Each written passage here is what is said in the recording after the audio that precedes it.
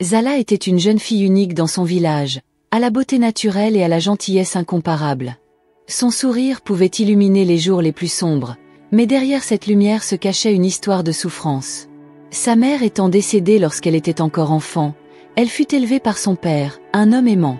Cependant, celui-ci se remaria avec Niara, qui vint s'installer chez eux. D'abord pleine d'espoir, Ala espérait trouver en Niara une figure maternelle, mais celle-ci l'aperçut immédiatement comme une rivale. La jalousie de Niara grandissait chaque jour face à la beauté et à la grâce de Zala, d'autant plus que la jeune fille restait humble et bienveillante malgré les éloges qu'elle recevait. Lorsque la nouvelle d'un bal royal se répandit dans le royaume, Ala rêva d'y assister, espérant un moment de liberté. Mais Niara ne pouvait accepter que Zala brille. Elle décida alors de saboter ses chances en lui imposant une multitude de tâches pour l'empêcher de se préparer. Déterminée, Ala travailla sans relâche, refusant de renoncer. Mais Niara alla encore plus loin. Une nuit, alors que la jeune fille dormait, elle s'introduisit dans sa chambre et, avec une froide cruauté, lui coupa ses magnifiques cheveux. Ce geste, empli de rancœur, visait à briser définitivement les rêves de Zala. Dans le silence de la pièce, un murmure sinistre résonnait. Mèche après mèche, Niara coupait les cheveux de Zala, laissant derrière elle une chevelure inégale, irrégulière et en désordre. Zala bougea légèrement dans son sommeil, mais ne se réveilla pas. Lorsque Niara eut terminé, elle recula pour observer son œuvre. Les cheveux autrefois soyeux et élégants de Zala n'étaient plus qu'un chaos. Aucun prince ne poserait désormais les yeux sur elle, plus personne ne la qualifierait de belle. Voyons voir comment elle se débrouillera au bal, pensa Niara en riant doucement en quittant la chambre.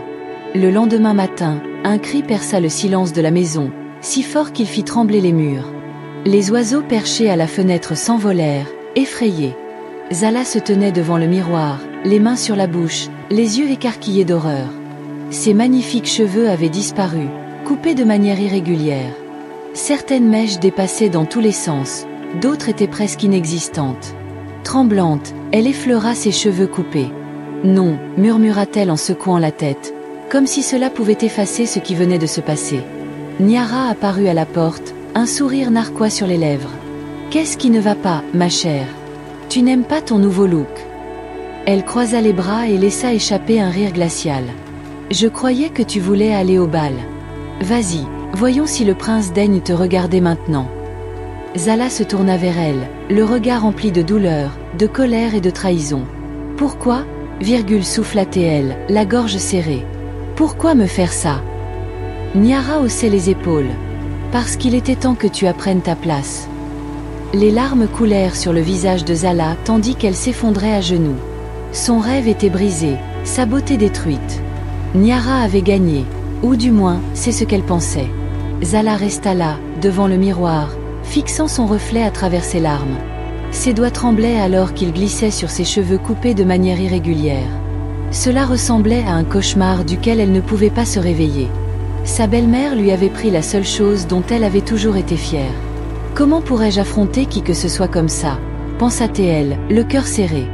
Mais au fond d'elle, quelque chose refusait de céder.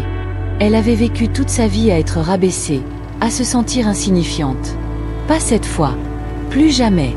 Elle essuya ses larmes et se redressa. Niara veut que je me cache, foulard autour de sa tête et se précipita hors de la maison. Il n'y avait qu'une seule personne qui pourrait l'aider maintenant, la vieille femme sage qui vivait au bout du village. Maman Lumeau, comme on l'appelait, avait vu bien des choses au cours de sa longue vie. Lorsqu'elle ouvrit la porte et aperçut le visage en larmes de Zala, elle comprit immédiatement qu'un terrible événement s'était produit. Elle attira doucement la jeune fille à l'intérieur et l'écouta vider son cœur. « Ma beauté est partie » murmura Ala en fixant le sol. « Comment pourrais-je affronter le monde comme ça? Comment pourrais-je jamais aller au bal ?» Maman Lumeau sourit, ses vieux yeux emplis de chaleur. Elle tendit la main et releva doucement le menton de Zala. « Enfant, la beauté ne réside ni dans la longueur de tes cheveux, ni dans les vêtements que tu portes, ni dans les bijoux que tu mets.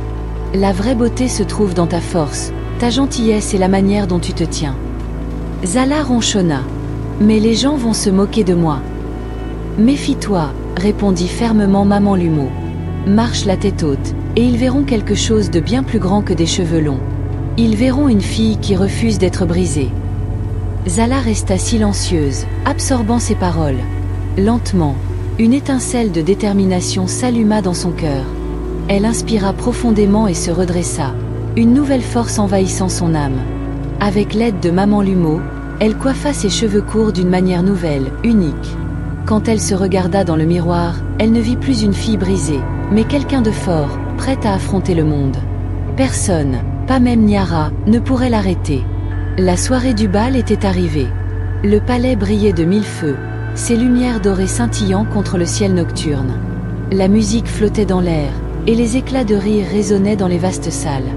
Les femmes, élégamment vêtues, tournaient dans leurs somptueuses robes. C'était tout ce que Zala avait imaginé. Et bien plus encore. Elle se tenait à l'entrée, le cœur battant à tout rompre. Elle ne portait pas la plus belle robe, ni les bijoux les plus précieux. Son habit était simple, léger comme l'eau d'une rivière, orné de délicats motifs brodés de ses propres mains. Ses cheveux courts étaient magnifiques, et scintillaient sous la lumière.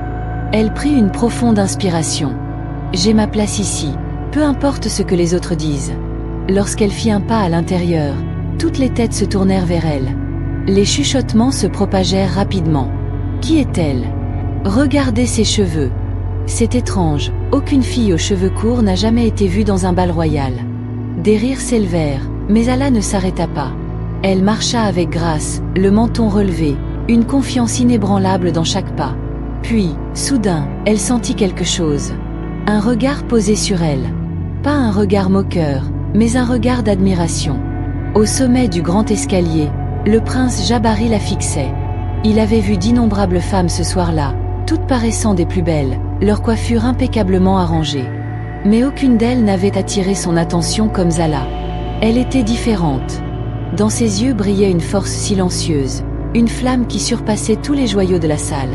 Alors qu'elle avançait avec grâce sur la piste de danse, un groupe de jeunes nobles la toisa du regard. L'une d'elles, une fille aux cheveux longs et soyeux, esquissa un sourire moqueur. « Pauvre fille !» dit-elle assez fort pour que Zala l'entende. Elle s'est coupé les cheveux pour ressembler à un garçon. Les autres gloussèrent. Avant que Zala ne puisse répondre, une voix forte et assurée résonna dans la salle. « Je ne suis pas d'accord. » Le silence tomba instantanément. Le prince Jabari s'avança, sa voix profonde remplissant la pièce. « Elle est la plus belle femme ici ce soir. » Ses yeux rencontrèrent ceux de Zala, un léger sourire sur ses lèvres. La beauté ne réside pas dans la longueur des cheveux, mais dans la manière dont une personne se tient et se présente au monde. Un murmure de stupéfaction parcourut la salle. Le cœur de Zala battait à tout rompre. Pour la première fois de sa vie, quelqu'un la défendait, et pas n'importe qui, le prince lui-même. Niara, observant la scène de loin, sentit son sang se glacer. Non, ce n'était pas ainsi que cela devait se passer. Pas à elle. Elle avait tout fait pour détruire Allah. Elle lui avait coupé les cheveux, l'avait humilié, écrasé ses rêves. Et pourtant, Allah était là, debout au centre du bal, rayonnante comme une étoile. Les gens ne pouvaient s'empêcher de la regarder, mais ce n'était ni de la pitié, ni de la moquerie. Non, c'était de l'admiration.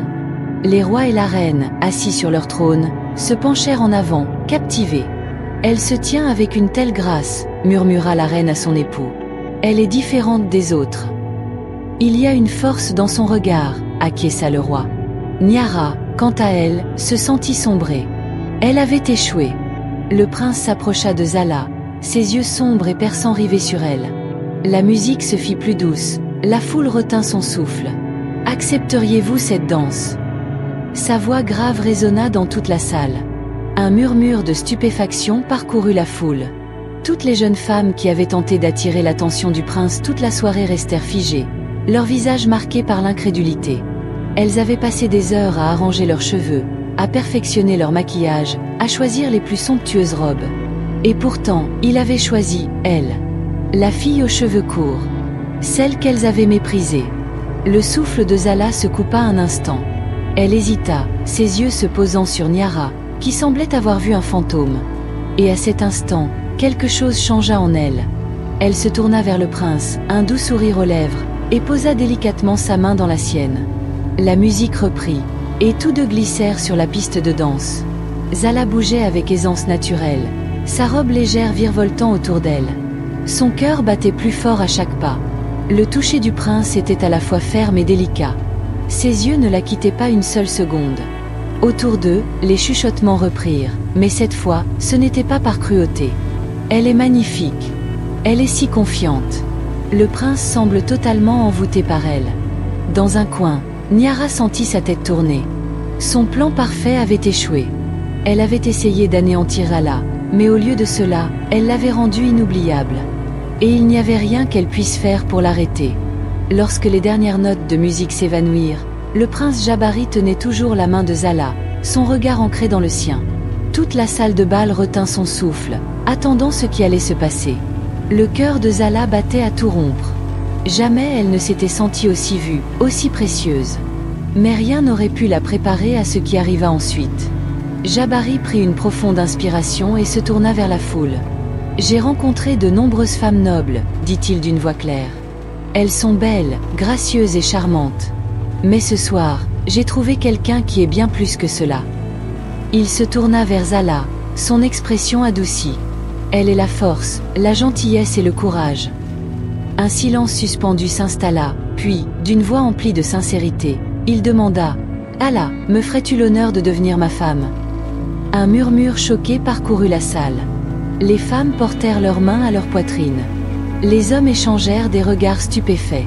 Et Niara, elle faillit s'effondrer. « Non !» hurla-t-elle en se frayant un chemin à travers la foule, son visage déformé par la rage. « C'est absurde. Elle n'est personne. Elle n'a ni titre, ni richesse. Elle n'est pas digne de vous, votre Altesse. » Mais quelque chose avait changé dans la pièce. Les mêmes personnes qui murmuraient autrefois dans le dos de Zala la regardaient maintenant avec admiration. Assis sur leur trône, le roi et la reine observaient la scène avec attention. Ils échangèrent un regard complice et hochèrent la tête avec approbation. Personne ne prêtait plus attention à Niara. Un tonnerre d'applaudissements et de cris de joie éclata dans la salle. Le prince prit délicatement la main de Zala et déposa un baiser, scellant ainsi leur avenir ensemble. Niara, elle, restait figée, seule, ignorée, oubliée. Elle avait tout perdu.